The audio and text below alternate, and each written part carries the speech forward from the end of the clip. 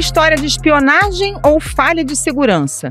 No começo do mês, o governo americano descobriu que documentos ultrasecretos do Pentágono vazaram e foram compartilhados em redes sociais. Os arquivos continham informações sobre o papel dos Estados Unidos na guerra da Ucrânia, sobre as forças de segurança da Rússia e até detalhes sobre como países aliados estavam sendo espionados. Informações confidenciais de governos como o de Israel, Coreia do Sul e Emirados Árabes também aparecem nas publicações. O responsável, um homem de 21 anos, foi preso. E agora as autoridades tentam entender como ele teve acesso a dados que, ao menos em teoria, deveriam estar protegidos. Um cenário que tem se repetido nos últimos anos. A nova falha de segurança dentro do governo dos Estados Unidos é o tema do Ao Ponto dessa segunda-feira. Hoje a gente recebe aqui no estúdio o editor de mundo do Globo, Henrique Gomes Batista. Eu sou Carolina Moran. Eu sou Felipe Barini. O episódio de 17 de abril de 2023 está começando. Vem com a gente.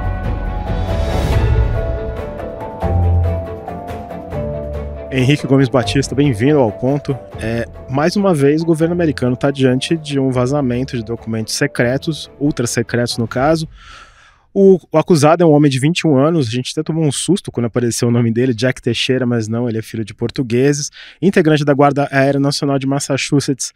As autoridades já sabem como que ele conseguiu acessar informações que, teoricamente, só estão disponíveis a poucas pessoas? Então, o que a gente sabe ainda é muita pouca coisa, até pela sensibilidade do caso, a polícia não está divulgando tantos detalhes. O que a gente sabe, por exemplo, que ele tem 21 anos, entrou em 2019, para as Forças Armadas, e ele é especialista em tecnologia, em tecnologia da informação e comunicações. Isso pode dar a ele talvez um know-how para ter obtido essas informações. Por outro lado, acho que a grande questão que está em aberto é que ele era considerado aviador de primeira classe, que é terceiro degrau de baixo para cima, ou seja, ele não deveria ter acesso a esse tipo de informação que ele conseguiu colher. Essa é uma das grandes questões e talvez a mais grave do ponto de vista estratégico, porque mostra uma fragilidade do sistema de informação dos Estados Unidos em temas muito, muito sensíveis. Agora, Henrique, diferentemente de outros vazamentos, alguns até publicados pela imprensa, dessa vez os dados secretos apareceram num grupo privado dentro de uma rede social, né? Exatamente, isso é inclusive uma das linhas de investigação de que ele teria feito esse vazamento não por ideologia, ou por dinheiro, ou por ódio. Uma das teorias que está se ganhando força na imprensa americana hoje é que ele fez isso para se vangloriar nas redes sociais. Ele administrava um grupo no Discord, que é uma rede que a gente sabe que é pouco transparente, e com isso ele estaria tentando ganhar fama, ganhar seguidores. A gente sabe que, do pouco que se sabe dele, que ele tem 21 anos, né? A família dele é de militares, o pai dele serviu nessa mesma idade que ele por 34 anos e que ele gosta de armas, enfim, e que ele estaria talvez usando esses documentos para se vangloriar nessa rede social. Henrique, explica um pouco mais sobre esse grupo do qual o Jack Teixeira fazia parte. Era um grupo dentro do Discord, é uma comunidade, eles compartilhavam material. O New York Times chegou a conversar com algumas pessoas desse grupo, né? Sim, dentro dessa teoria de que realmente ele vazou os dados somente para se vangloriar em redes sociais, está chegando a esse grupo que seria um grupo de, como se fosse uma comunidade dentro do Discord, entre pessoas que compartilham dados e opiniões nacionalistas, compartilham amor à arma, essas questões assim. Então, na verdade, seria um grupo conservador, nacionalista, em que ele é um integrante ativo. O jornal The New York Times teve acesso ao conteúdo dos documentos, que trazem informações detalhadas sobre as forças russas e ucranianas entre os meses de fevereiro e março desse ano. Segundo reportagem, os papéis descrevem militares russos esgotados, lutando com o aparato militar comprometido. Outro trecho revela a informação de um plano do Ministério de Defesa russo para lançar mísseis contra o exército ucraniano nas cidades de Odessa e Mykolaiv, no dia 3 de março. Quase todas as agências de segurança da Rússia foram espionadas pelos Estados Unidos de alguma forma, diz a reportagem. E o estrago foi grande, né? A começar pelas informações da Ucrânia, mostraram uma visão um pouco mais pessimista sobre o conflito que a Casa Branca vinha dizendo, né?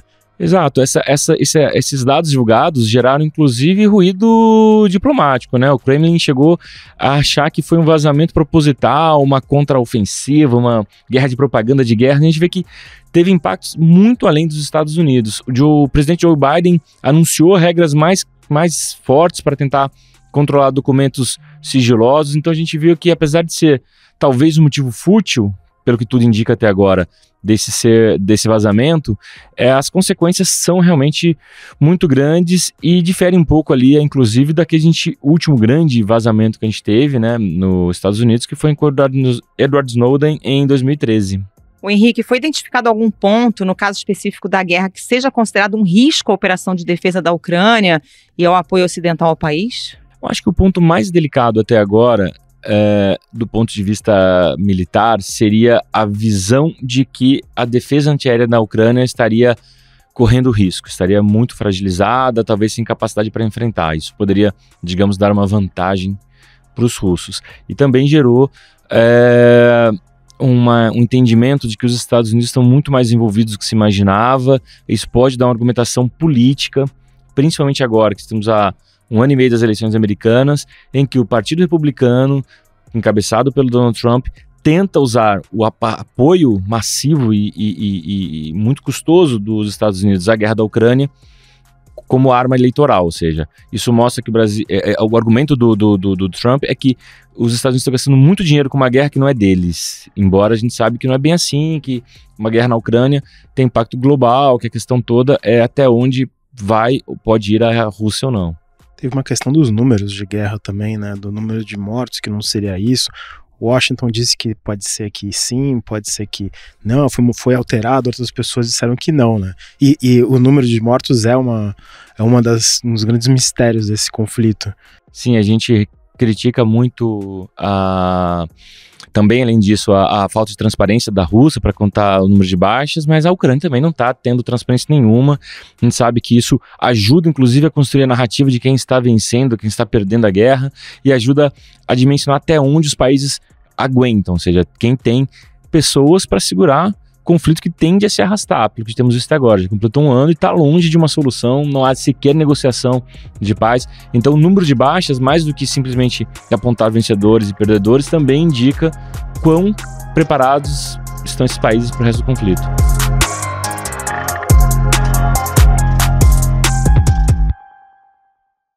As imagens sugerem que as fotografias foram tiradas às pressas. Ex-funcionários da inteligência americana que revisaram o material dizem que é provável que um memorando confidencial usado numa reunião tenha sido guardado.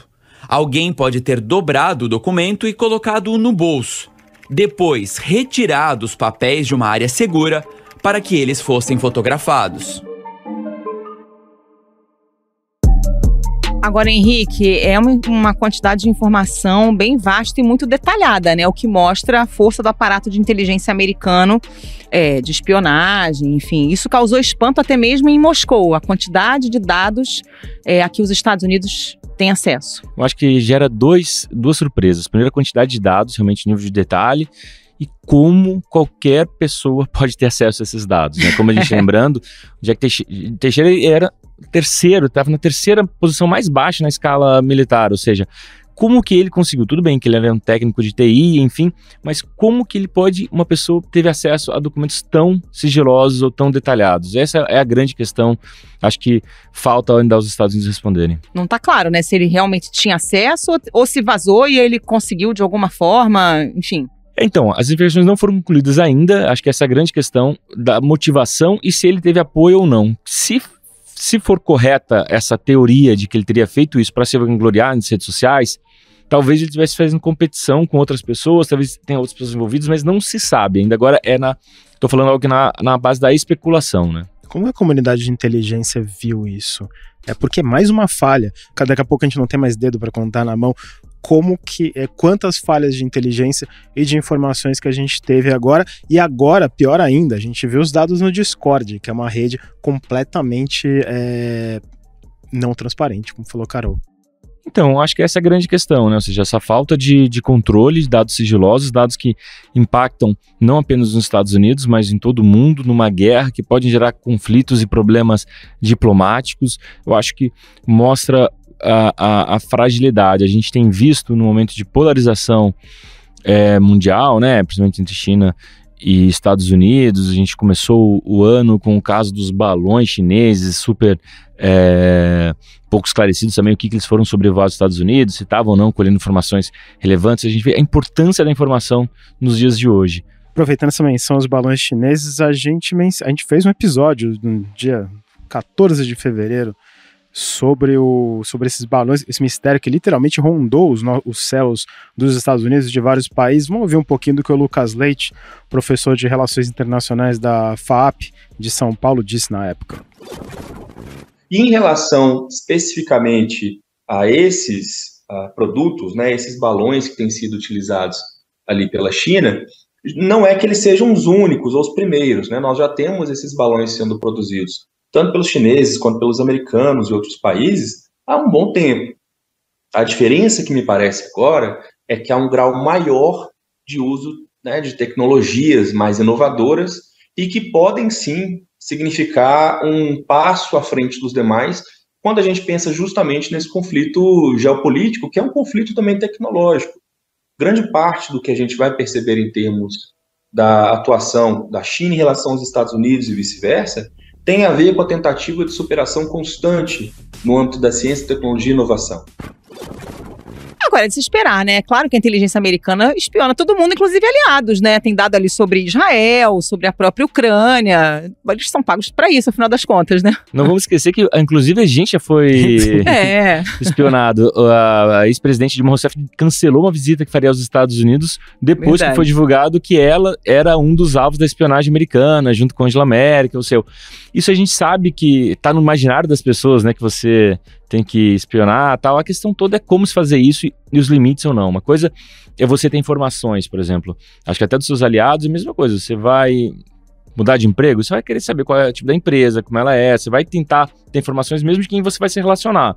Acho que da mesma forma isso o governo americano faz. A questão é, passa ou não passa do limite do ético, do correto, do legal com os aliados, entendeu? Sobretudo quando vaza, né? Que aí pega mal, né? E quando vaza, precisa operação, entre aspas, panos quentes.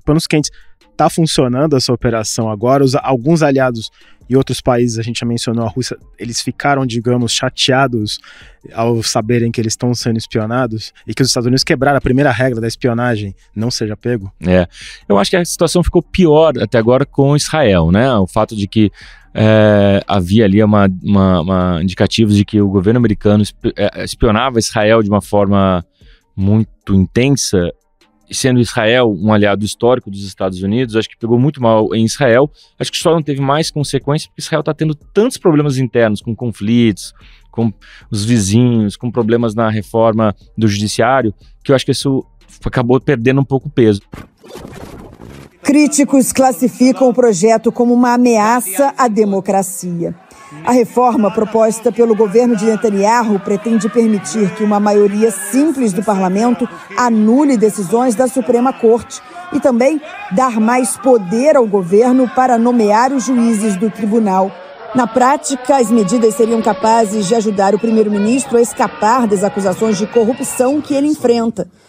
Netanyahu nega qualquer irregularidade e insiste que o objetivo é restaurar o equilíbrio entre os poderes.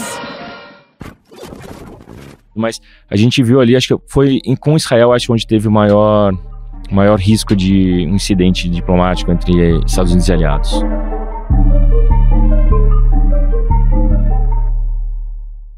Agora, Henrique, você já lembrou o caso do Snowden, mas tem vários casos emblemáticos de vazamento, né? Vietnam Papers, Cablegate relacionado à guerra do Iraque, espionagem da NSA, essa que você citou que envolveu a presidente Dilma Rousseff. Dá para dizer que são casos isolados ou tem um problema muito sério nessa questão de proteção de dados aí por parte do governo americano?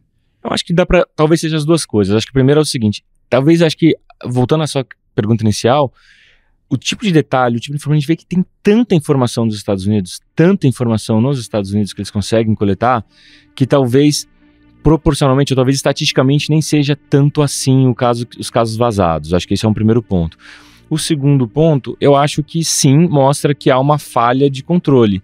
E nos assusta, né? Se a gente às vezes vê que os Estados Unidos não conseguem impedir vazamentos, a gente vai, imagina nós próprios mortais, com nossos dados pessoais, com as nossas os pequenos segredos, né, que são muito menos... Que a gente fala tanto aqui no Ao Ponto, né, proteja os seus dados, não abra o e-mail. Será que pode ser que alguém tenha aberto o e-mail, como aconteceu em vários casos dentro de governos, né, abriu o e-mail, clicou no phishing. Exatamente, e é isso, a gente não sabe, mas serve de alerta, né, ou seja, a gente fez uma piada agora, mas isso impacta para todo mundo. Talvez não tenha um vazamento de dado pessoal meu, não tenha a importância que obviamente um vazamento militar americano tenha, mas para mim pode criar uma tragédia maior do que um conflito que nós estamos vivendo. Até o Trump tinha documentos ultra-secretos na casa dele. Trump e o Biden, né? O Biden pelo menos devolveu, né? Disse, olha, não, era aqui um ou outro, devolve aí. O Trump não, levou para casa e beleza, né? Vida que segue. E documentos que tinham de líderes estrangeiros e até do arsenal nuclear americano, né?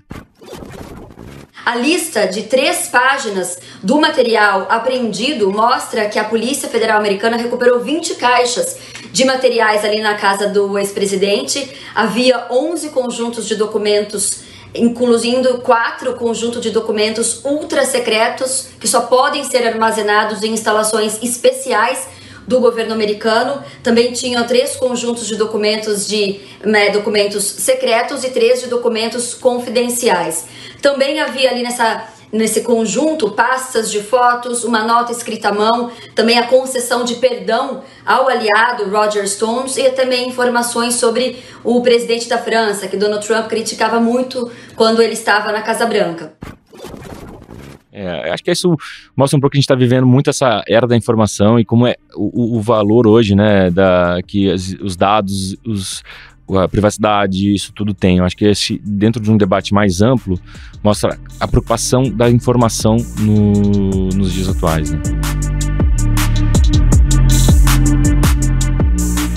Henrique Gomes Batista, obrigada pela presença, bom trabalho para você. Obrigado, Henrique. Sempre apareça aqui no Ao Ponto. Obrigado, sempre um prazer.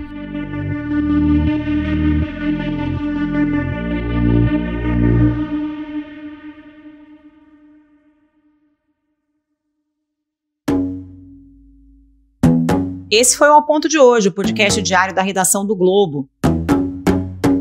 Nessa conversa, a gente conta com a participação de toda a equipe do jornal, as mesmas pessoas que levam até você informação e análise de qualidade todos os dias. Quer saber mais? Assine o Globo. Acesse assineglobo.com.br e confira todas as notícias e reportagens especiais. A edição foi de João Guilherme Lacerda. Até mais. Até mais.